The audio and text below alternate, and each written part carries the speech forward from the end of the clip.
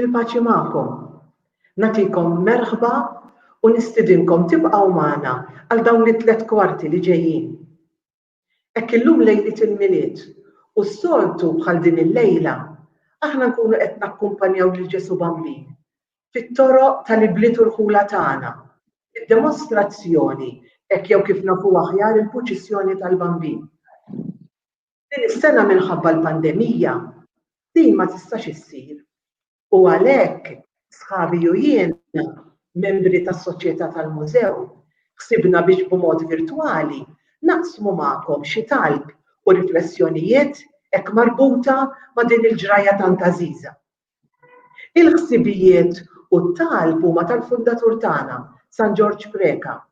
Hekk juru il-profondità tal-ħsieb u jikxfu wkoll dan il-qaddis x'kien jaraf Ġesu Bambin u allura x'kien jitgħallem. Dawn ovvjament waslu għandna, aħna min-nihom tagħna hekk nixtiequ llejla naqsmuhom magħkom. Għalhekk nitolbukom biex tibqgħu magħna u takkumpanjawna għal dan il-ħin. Grazzi. Issa nitollob lil Grace biex tanima dan il-ħin. Il-paċi magħkom hekk u nistedinkom biex għal dan il-ftit ħin li ħanqattaw flimkien nitolbu u nibdew din il-laqgħa tagħna bit-talba sabiħa tal-missierna.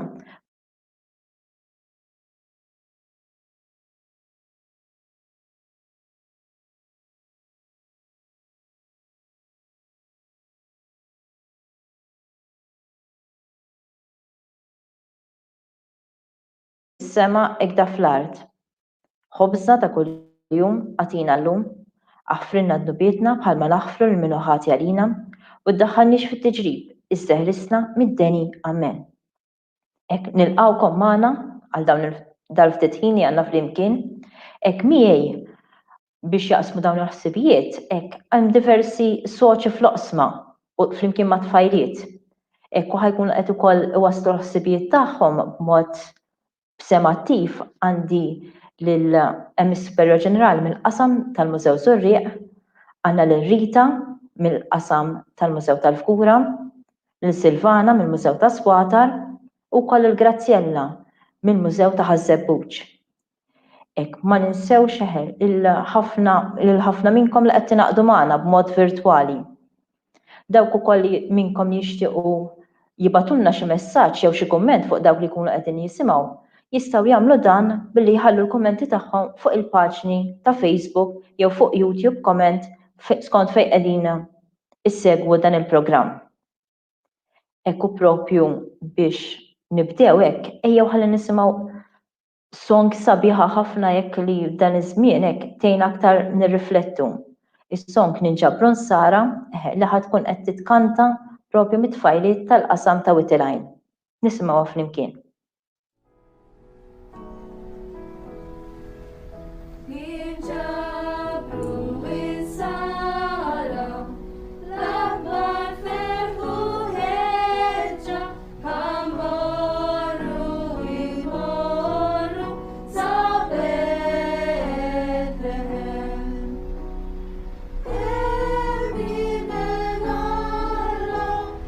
Farna raw in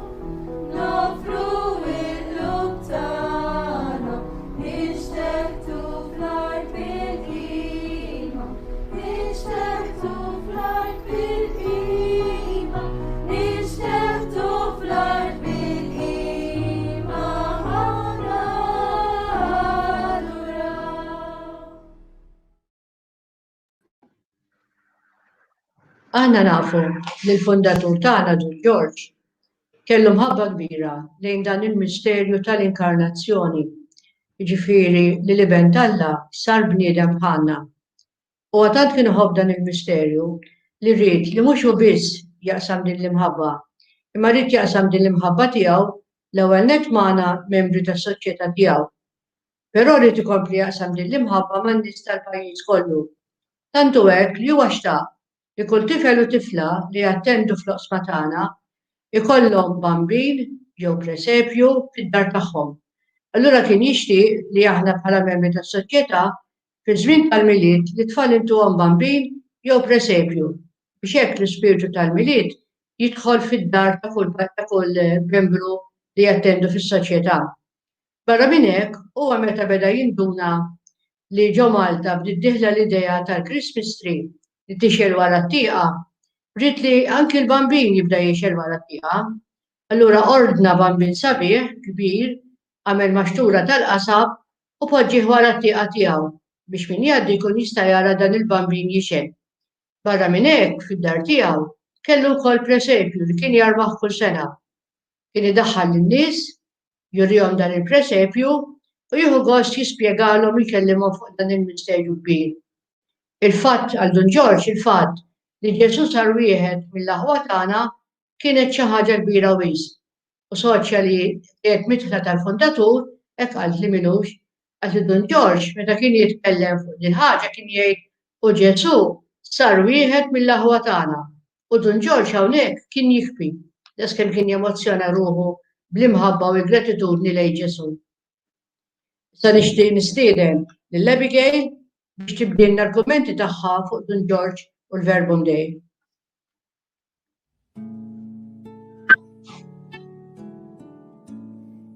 L-iben Alla sar bniedem u għammar fostna. Hekk jibda l-Evanġelju skont San Ġwan. Għal Don George preka dan il-vers mhux biss qrah, imma wkoll stqarru, xterdu, għexu għamlu tiegħu. L-inkarnazzjoni kienet f'moħħu f'talbu f'qalbu. Dawn huma ftit minn riflessjonijiet tiegħu fuq l-inkarnazzjoni miktuba f'diversi kotba tiegħu. Alla, l-iben, ħalih innifsu n-natura ta' bniedem u permezz tal-inkarnazzjoni tiegħu wera mħabba kbira bla tarf. Hekk Alla ħabb lid-dinja li tal l-uniġenitu iben tiegħu. Ġesu ma twelidx għalih innifsu, imma twieled biex isalva l-kull wieħed waħda minna. U ta' dan aħna għandna nkunu grati. Il-bniedem għandu wisq raġun li ħobb il-Alla, mhux biss għax ħalqu u għax lilu jikkonserva b'tant karità. Iżda wisq iżjed għax bdieħ mod l-aktar għaġeb, jiġifieri bl-inkarnazzjoni bil-mewt u b'reżurazzjoni tiegħu. Iva Kristu twieled, għex u miet għall-bnedmin u għas-saħħa tagħna u biex isalvana mill-kastig ta' dejjem. U dan Ġesu Kristu, id-dominatur assolut ta' kollox, jidħol fid-dinja li permezz tiegħu dina saret. Jidħol fiha s-salvatur tagħha, għadu tal-pompi, tal-burija u tal-rikkezzi. U baqda li ma tinħallx jidher fostna marras mal-faqar. Ħaġa tal-għaġeb li dan ir-re ma twelidx f'palazz imma twieled fqir, għex fqir u miet fqir. Iżda b'dak il-lejl ġewwa Betlehem kien hemm fer kbir tas-sew. Marija, malli aduratu festa sita mħabba kbira, infaxxa l-wieħri dak il-ġisem divinu teneru. Editu f'maxtura u flimkien ma' Giuseppi ma kienx taf taqla l-għajnejn tagħha mill-wiċċ venerabbli tiegħu li kultant kien jiftaħ l-għajnejn suwed tiegħu u jitfaħħom fuqha fuq San Giuseppe. Ħalli tieku biex jurihom l-imħabba tiegħu lejlhom. Ekku l-maxtura tat-tarbija Ġesu kienet għal Marija u għal Giuseppi vera katedra tat-talim. Raw talmu s-silenzju. F'kelma waħda, raw talmu li dak Alla ma' l-bniedem li għadu kemm der fid-dinja, iddisprezza kull ma tapprezza d-dinja biex jagħti glorja l-Missier tiegħu u paċi fl-art il-bnedmin terġa' tajba. Flimkien mal-Madonna ma' San Giuseppe, aħna wkoll għandna nitalmu fl-iskola ta' Betlehem. Id-divinità u l-umanità ta' Ġesu, il-faqar, in-natura qarrieqa, il-provvidenza f'Alla, id-dinjità tan-nisrani, il-fedeltà u l-natalla, il-manswetudni, l-umiltà, is-silenzju u l-paċenzja. Dan kollu tallimna din ix-xkejkna tarbija Alla-inkarnat li ġiet fid-dinja imgħallem wieħed tal-bnedmin. F'dan il-miliet ħarsu lejn il-kelma inkarnata lejn Ġesu Kristu u imitaw fl-ispirtu tiegħu biex issiru xekk tiegħu. Aħsbu tkellmu operaw bħalma kien jaħseb, jitkellem u jopera huwa stess. B'hekk biss nieħdu minnu t-tagħlim tal-ħajja ta' dejjem? Kemm għandna raġun nirringrazzjaw l-Alla, kemm aħna obbligati leh.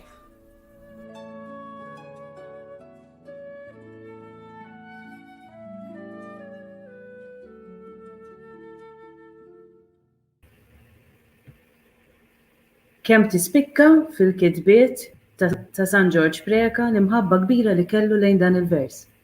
Liben talla sar bniedem u għammar fostna. Għaxi xi ħaġa kbira tassew li Alla tant ħabna li bagħat il-libnu biex isir bniedem bħalna. Iċċekken tant li sar tarbija tiddependi għal kollox minn ħaddieħor. Ġesu twielet għal kull wieħed u waħda minna, anke għal dawk li ma jridux jafu bih. Għal San George Preka, il-bambin ma kienx biss statwa ta' tarbija ħelwa daħkana, imma mezz ieħor biex jgħallem u biex jgħin in-nies japprezzaw aktar kemm għamel għalina Ġesu. Kien għalhekk li bħal dal-lejl kien irid li aħna s-soċi flimkien ma' tfal induru mat-toroq bil-bambin biex kulħadd jieqaf ftit mill-ġenn ta' dawn iż-żminijiet u niftakru fil-misteru kbir tal-inkarnazzjoni u nirriflettu kemm Alla jħobbna. F'dan il-feature stajna nisimgħu wkoll kemm kienet għall-qalb dun George Preka l-inkarnazzjoni ta' Ġesu. Tantu hekk li rrid li aħna l-membri tas-Soċjetà tal-Mużew nilbsu dejjem il-badge bil-kelmiet verbum Dei caro factum est li jfissru liben talla sar bniedem. U wieħed jistaqsi imma Ġesu liben talla għalfejn sar bniedem bħalna. Kif smajna, Ġesu twielet, għex u miet propju għalina l-bnedmin biex isalvana. U dan għamlu għax iħobbna. Ġesu għażel li jitwielet far imwarrab fis-silenzju tal-lejl. Dan il-miliet żgur li huwa miliet differenti għal ħafna minna. Uħud minna b'mod speċjali minħabba ċirkustanzi li ninsabu fihom qegħdin jgħixu momenti ta' iżolament, ta' tbatija, ta' solitudni. U dan kollu qegħdin ngħixuh fis-silenzju ta' qalbna. Ejja nħarsu lejn Ġesu tarbija f'dan il-miliet li għex dan kollu. U dan il-miliet nitolbuh jiġi jitwieled fis-silenzju ta' qalbna. Hekk u la qegħdin insemmu s-silenzju biex jgħinna nirriflettu ejja flimkien ngħaddu biex nisimgħu għanja tradizzjonali li tfakkarna proprju f'dan il-lejl li fih twieled Ġesu bambin. Insegwu flimkien O lejl ta' skiet animata minn Mary's Angels.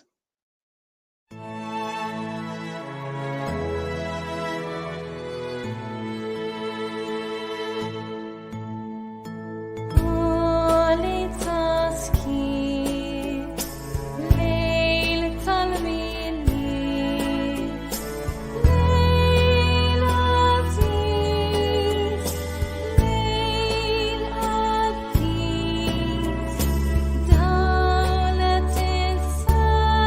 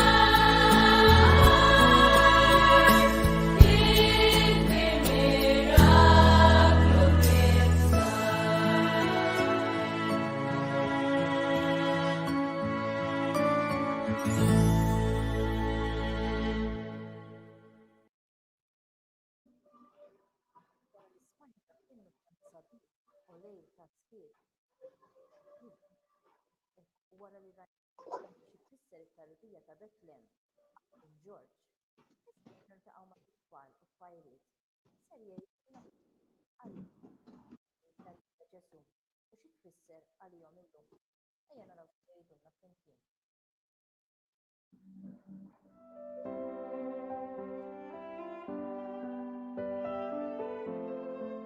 Għax Ġesu kien twieled ġo post fejn kien hemm ħafna annimali u xorta twieled ħajja tajjeb Ġesu u Marija u Giuseppe dew xorta dew jħobbuh u allura ma kellhomx daqshekk ħajja tajba ma Ġesu għalih kellu ħajja tajba u waħda darba għalina aħna dejjem ingorru imma ma nibżonna x'aħna ma twilidniex kif twiled Ġesu ġo post bl-annimali, aħna twilidna ġo post nadif u sabiħ. Allura, thank you. Ġesu bambin għallamna ħafna affarijiet fosthom il-maħfra u s-sagrifiċċju. Il-maħfra hija meta inti taħfer lil xi ħadd li weġġak. Jista' jkun tkun ħafna diffiċli imma sabiex inkunu Kristjani tajba, Ġesu hekk jallimna meta inti taħfer lil xi ħadd li weġġak, inti tħoss ħafna u ħafna paċi ġo qalbek. Is-sagrifiċċju huwa meta inti tiċċaħħad u issum minn dawk l-affarijiet li jogħġbuk. Ġesu għallimna wkoll kif għandna ngħinu u nħobbu l dawk ta' madwarna. Għandna ngħinu l kulħadd, mod speċjalment il dawk li għandhom bżonn ta' ħafna għajnuna. U għallimna wkoll kif għandna nħobbu u nirrispettaw lil kulħadd ta' madwarna. Tuġi fid-dinja bħala tarbija biex jurina kemm jħobbna u għażel li jiġi daqshekk ċkejken u fil-faqar biex meta jkollna xi tbatija aħna niftakru f'dan kollu u nagħmlu kuraġġ. Il-ġar tal-miliet tal-ibni dwar valur il-faqar. Naraw kif Ġesu twieled far f'Bethlehem għal l-annimali twilidx f'palazz għaliex huwa kollox kien re, allura hemm kien mistenni twieled. Iżda naraw li Ġesu ma kienx ifittex il-bissu kien jgħix fil-puvertà. Allura dan għandu jurina li aħna bħala Kristjani għandna nagħmlu affarijiet żgħar sabiex aħna nogħġbu l-Alla u nimxu wara l-passi tiegħu. Naħseb li jitwera aħjar fi żminijiet tal-Covid. Naraw dis-sena ma nistgħux niċċelebraw il-kbir il-miliet u allura jeħtieġ niċċelebraw mal-familja tagħna flimkien id-dar.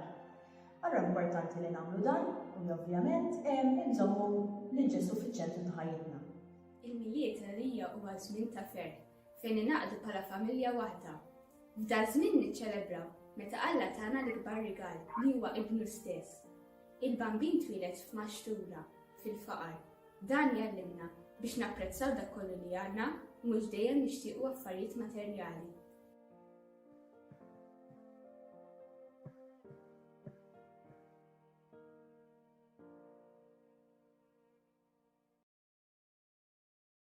Wara li rajna mela it-tfal u tfajliet jgħidulna xi tfisser għalihom it-tarbija ta' Bethlehem, hekk issa biex jieraq li immorru ġewwa l-iskola ta' Bethlehem, skola fejn tallimna propju l-art ta' Bethlehem qed jallimna. Kien Don George stess isejħilha skola ta' Bethlehem għax Ġesu tarbija fiċ-ċokon tiegħu minn ġo dik il-maxtura kun qed wassilna diversità hekk ħankun qegħdin naraw ukoll diversi soċi ta' ħajkunu qegħdin jaqsmu magħna xi talim minn din l-iskola ta' Bethlehem li kiteb propju il-fundatur tagħna. Hekk inkomplu nfakkarkom biex tkomplu tgħaddulna l-kummenti fuq il-paġni ta' Facebook jew ta' YouTube kif hawn diversi minnkom li qegħdin twasslulna l-messaġġ. Ħalli flimkien inkomplu nirriflettu fuq x'tallimna t-tarbija Ġesu. Ejjew ħalli naraw sħabna s-soċi x'ħajjgħidulna.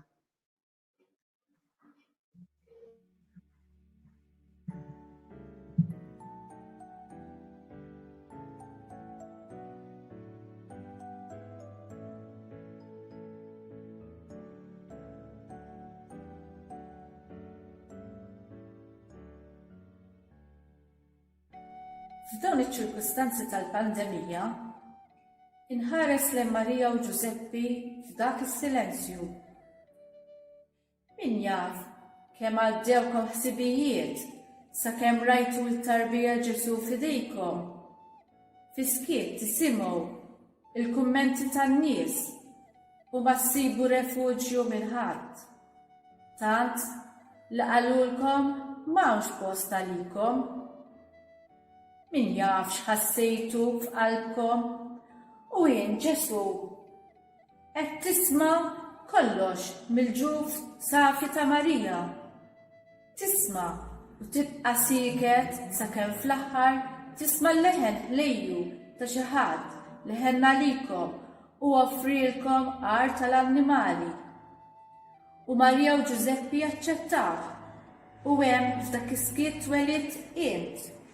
Min jaf Giuseppi u Marija kemm ferħu x'insemgħu l-ewwel bikja tiegħek.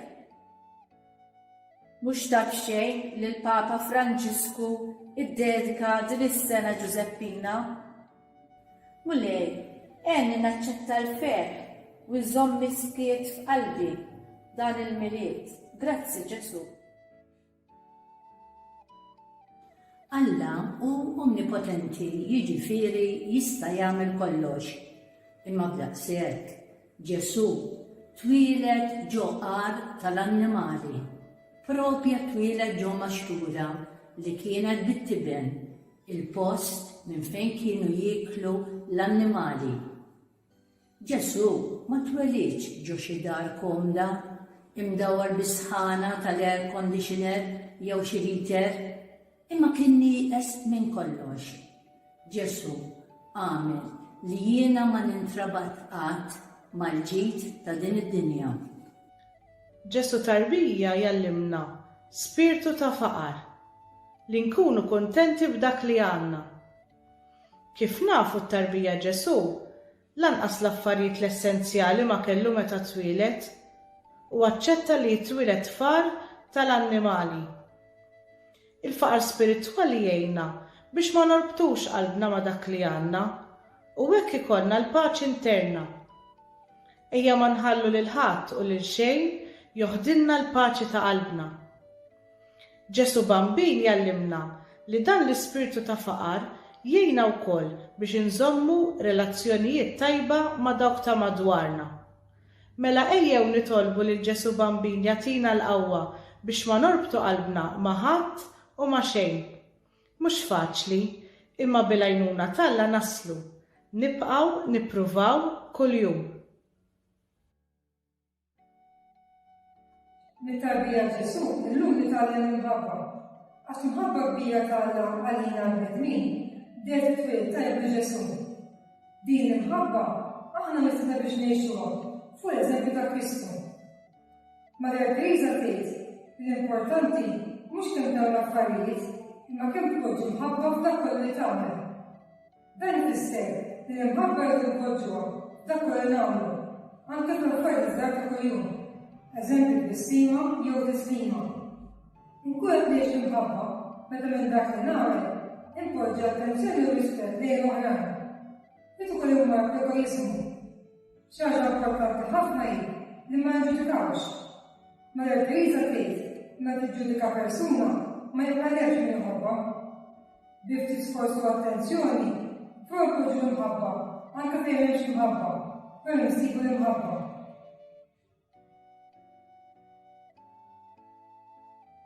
Mit-tarbija Ġesu illum nitgħallmu dwar il-mansuetudni. Ġesu Kristu der fid-dinja biex aħna nkunu salvi minnu u mhux biex jiġġudikana. L-anġli jassiguraw lil-rajja li fil-belt ta' David twieled is-Salvatur tal-bnedmin fil-waqt li dawn kienu edewwa ta' Alla minħabba dnub oriġinali. Alla li hu għani fil-ħniena indaħal biex isalva mit-telfin ta' dejjem u jqiegħed fid-gawdija eterna lil dawn l-edewwa tiegħu lilna l-bnedmin. Imma Alla wara li offendejnieh wedna lil dan ibnu stess fil-waqt li stedinna għal ħbiberija tiegħu qisu għandu bżonn lilna l-bnedmin. Ejjew nisimgħu li tarbija Ġesu. Mill-art ta' Betlem jgħidilna aħfru u lilkom ikun maħfur.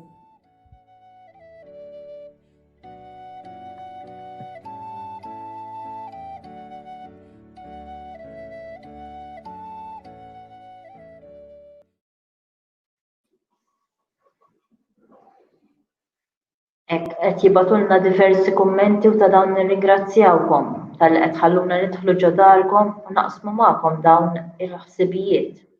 Hekk b'mod speċjali nsellmu wkoll qed jibatulna minn xi wards mill-isptarijiet fejn qed isegwhom u qed ikunu wkoll ta' għajnuna għalihom bl-għajnuna tagħna f'dawn il-mumenti xi ftit jew wisq ibsin. Hekk il-fatt li qed inkunu mezz aħna biex nirriflettu aktar fuq it-tarbija Ġesu, ta' dan ngħidu dejjem glorja lil Alla. Smajna propju fuq il-faqar tat-tarbija Ġesu li tallimna. Il-tarbija Ġesu nafu li kien Alla kif smajna. Huwa iċċekken u sar tarbija li għandu bżonn lil kulħadd biex jagħmel il-bżonnijiet tiegħu. U dan Ġesu isir bħalna f'kollox minn barra d-nur, ara x'talima kbira qed jgħallem lill-bnedmin biex aħna nibqgħu nies umli u ma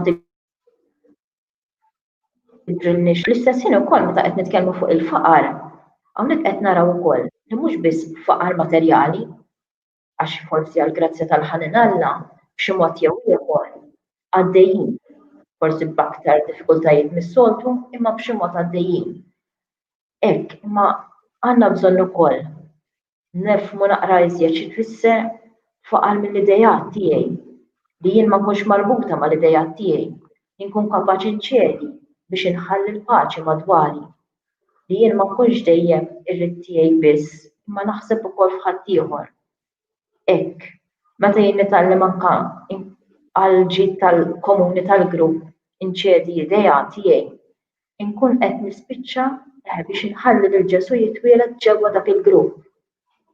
Hekk, ejja ma nkunu kuntenti b'dak li għandna, mhux xejn ma jikkuntentana. Dan kollu qed tallimulna it-tarbija Ġesu. Torbot qalbek ma' xejn. Alla waħdu huwa kollox, mela lilu għandek tara li jkollok ġewwa qalbek.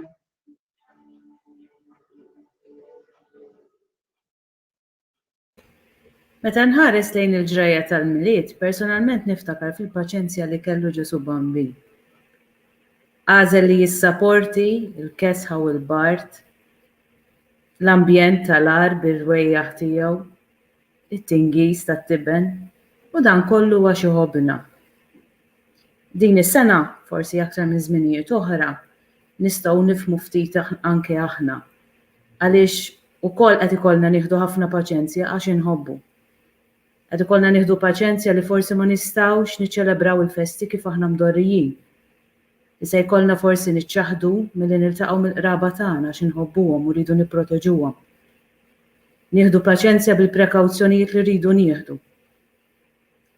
Dal-miliet ejjew nitgħallmu minn dak li qalulna tfal fis-sempliċità ħelwa tagħhom biex ma ngergrux u nħobbu aktar, speċjalment billi nieħdu paċenzja. U nippruvaw nifhmu aktar lil ħadd ieħor. Fil-feature smajna wkoll dwar il-manswetudni li hija mhux biss il-maħfra, iżda wkoll l-attitudni ġentili li għandu jkollna lejn xulxin. Minkejja li darba wara oħra aħna nonqsuh lil Alla. Kemm sforzi djufijiet tagħna u anke bl-imġiba ħażina jew negattiva tagħna. Alla tant għani fil-ħniena li xorta waħda batilna lil Ġesu biex jaħfrilna u jsalvana. Kemm hija sabiħa li Ġesu ma twilidx fil-art ta' Betlem biex jiġġudikana, iżda twieled fis-silenzju biex isalvana. Sant Augustin jgħidilna, min ħalqek mingħajrek ma jistax isalvak mingħajrek. Ejja bħal Ġesu ċkejkna tarbija, ikollna din l-attitudni ġentili lejn xulxin biex ma niġġudikawx lil xulxin, iżda ngħadru, ngħinu u nħobbu lil xulxin. kif smajna iktar kmieni li tfajliet isemmu fil-feature tagħhom. U bħalma wara kollox ukoll talabna Ġesu stess meta qalilna ħobbu lil xulxin bħalma ħabbejtkom jien. Riflessjoni li tolqotni wkoll li uħud minnkom batulna messaġġi sbieħ anke fil-kummenti dwar dan hija li Ġesu twieled fil-ar u twieled f'maxtura, post tal-ikel għall-annimali. Ġesu sar ikel tas-sew għalina l-bnedmin permezz tal-Ewkaristija. Din is-sena esperjenzajna żmien li ma stajniex nersqu biex nirċievu lil Ġesu fl-Ewkaristija minħabba ċ-ċirkustanzi li ninsabu fihom.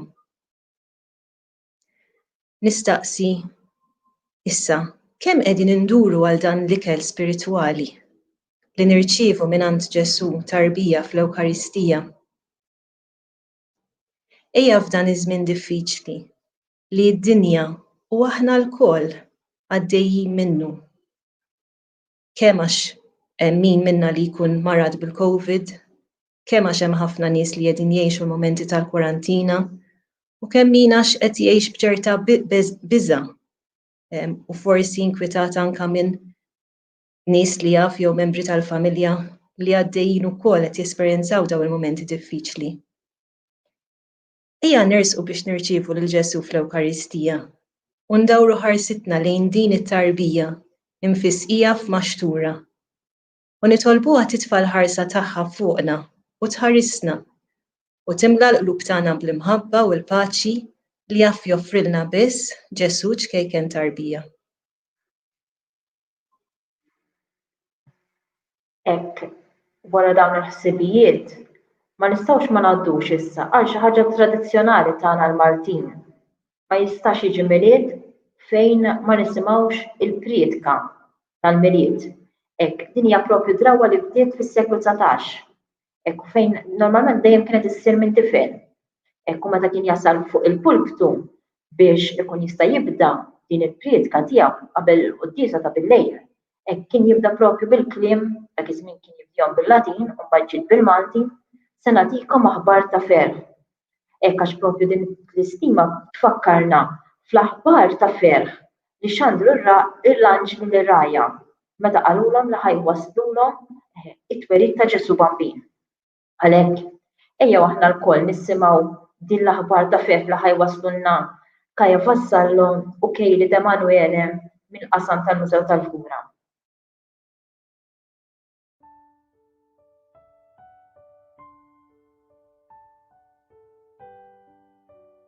Glorja l-Alla fil-għoli ta' smewiet u paċi fl-art li bnedmin ta' rieda tajba.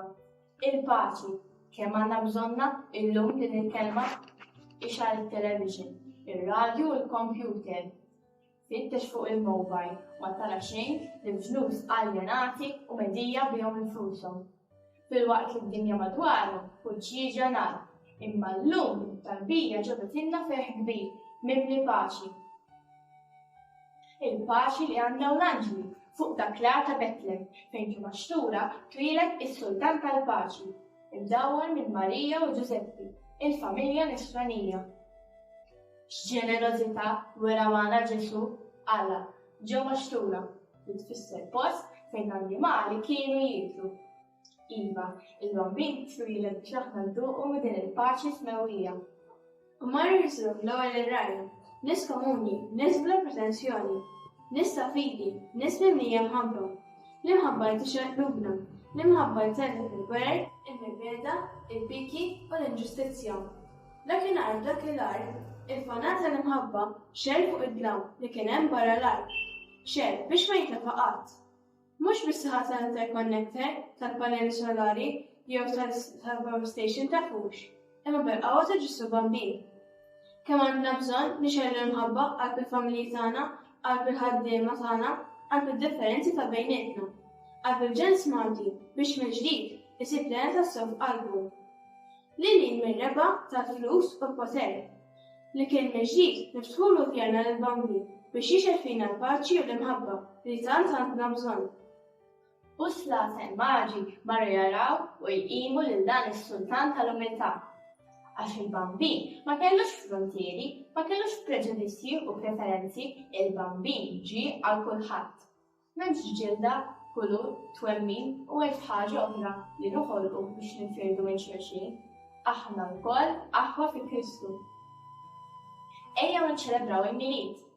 Il-milied kelma li tfisser twelid. Ejja ħadd twieled mill-ġdid fina, bis-solidarjetà u l-għaqda.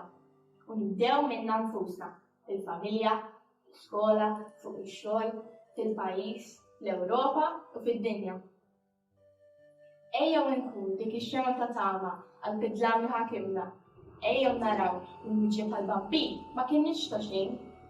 Dan il-wetbuq li nħallu l-fjomma ta' mħabtu tixal f'qalbna, ruħna u ġisimna. Iva l-aħwa, għada moda li nġorru magħna Ġesu f'ħajjitna. Għada moda li nemmnu u nipprattikaw dak li nemmnu. Il-kelma tqanqal, imma l-eżempju jitkaxfer. Hekk tallimt l-iskola waqt il-lezzjoni tal-Malti. Ejja nkunu xhieda ta' din il-ħabba ġeneruża. Ejja nibdew minna billi noffru jdejna lill-oħrajn. Ninġabru nsara b'dan il-lejl ta' fer sabiex nitolbu għal xulxin, għal Malta żgħira tagħna, għall-Ewropa biex ġerġa' ssiperruqa, għad-dinja biex sens komuni jerġa' jsarta, u nkunu kapaċi ngħixu ġra dinja sabiħa fejn l-ambjent naturali, l-annimali, is-siġar u ħlejjaq kollha jimluna bit-tama aħjar. U nifhmu kulħadd hemm Alla li ħarisna u jmexxina. L-ambjent naturali jgħallimna ħafna. Ejn nibżgħu għalih għax jekk ninqerdu aħna. Nagħmlu tajba lil Ġesu bambin li fil-waqt li nibgustaħ hekk ċkejken li torbu li ħarisni biex nibqa' tfajla tajba. Waħseb il-ġenituri tagħna, il-Knisja tiegħek, lill-għalliema tagħna, u dak kollha li jiffurmaw ħajjitna, spiritwalment u materjalment, lill-mexxejja tal-pajjiżi u dawk kollha li jaħdmu tas-sewwa. Amen, li kelma paċi tkun tas-sew fina biex tmexxina sabiex ninaqdu fil-glorja tiegħek, tas-santa tal-mħabba, tas-santa tas-sewwa. Hekk biss inkunu nistgħu nagħmlu l-vuċi tagħna u minn qalbna ħerqana ngħidu Viva Ġesu Bambin!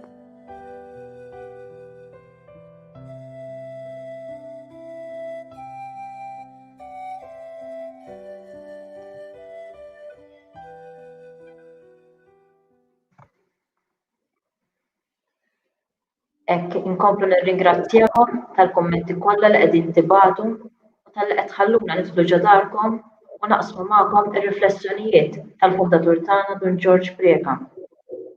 Hekk wissa proprju li resqin lejn l-aħħar ta' dawn il-ftit ħin għandna flimkien, ejjew ningħaqdu flimkien biex nagħmlu mument ta' talb hekk quddiem din it-tarbija ta' Betlehem li qiegħda mintuda f'maxtura. Hekk jien ħankun qed ngħid xi tislimiet lil din it-tarbija ta' Betlehem u intom ħatwieġbu magħna lilu glorja. Ġesu Alla tagħna. Lilu glorja. Ġesu ħuna. Lilu glorja. Ġesu l-Messija mwiegħed. Lilu glorja. Ġesu dawl li ma jintefix. Lilu glorja. Ġesu ħobs ħaj. Lilu glorja. Ġesu ta' qalb umni. Lilu glorja. Ġesu Salvatur tad-dinja.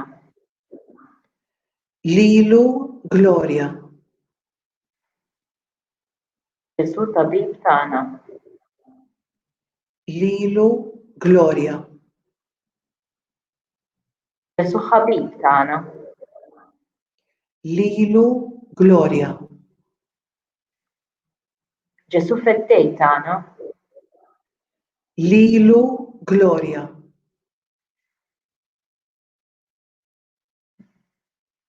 Ekku propju f'dawn l-aħħar minuti fil-waqt li nerġgħu nirringrazzjawkom għall-kummenti kollha li qed tgħaddulna anke tat-testijiet u riflessjonijiet hekk b'mod speċjali ejjew impoġġu quddiem din it-tarbija ta' Bethlehem lil kull min għaddej bħalissa minn xi sitwazzjoni diffiċli, speċjalment lil dawk li jinsabu morda fid-djarhom u anke fl-isptarijiet u wkoll il-qraba tagħhom li qed iduru bihom. Hekk ħalli fit-tarbija Ġesu wkoll jaraw is-sens ta' tama. Kif rajna mela it-tarbija Ġesu ġiet propju għal kull waħda minnha biex aħna wkoll inħalluh jitwieled ġewwa qalbna. Ejjew ma nitilfux dan iċ-ċans li qed jagħtina din is-sena partikolari biex inħalluh jitwieled. Illum huwa tagħna. Ejjew mela nħalluh jitwieled ġewwa fina illum. Ekku fil-waqt li nirringrazzjawkom li qsamtu magħna dan il-ftit ħin u tal-preżenza tagħkom, fil-waqt li nsellmulkom u ngħidulkom il-paċi magħkom, nistidnulkom biex nagħlqu dan il-ftit ħin li kellna flimkien b'innu tradizzjonali ieħor li hemm b'diversi lingwi, l-innu ta' Ninniela tibkix iżjed li ħajkunu qed ikantaw jerġgħu it-tfajliet mill-qasam ta' Witirajn. Il-paċi magħkom.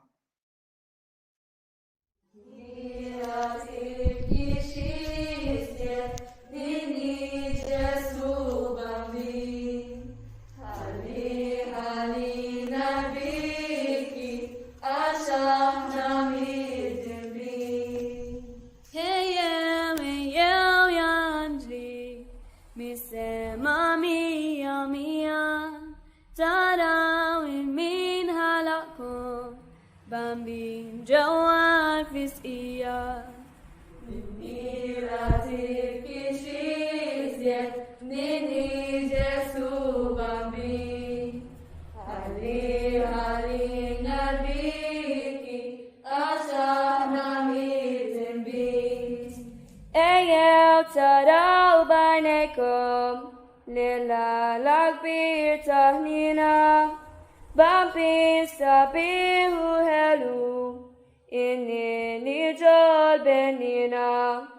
Ninniela tibkix iżjed, Ninni Ġesu bambin. Ħallina l-biki għax aħna mid-dembin.